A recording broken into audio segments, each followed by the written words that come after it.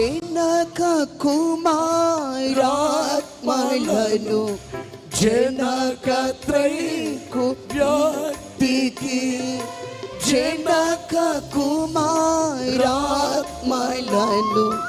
జనక త్రైక వ్యక్తికి ఘనత మహిమ కీర్తియు ఘనత మహిమ కీర్తియు యుగాలయందు సర్వత్రా కలుగు కాక ఆమేన్. యుగాలయందు సర్వత్రా కలుగు కాక ఆమేన్.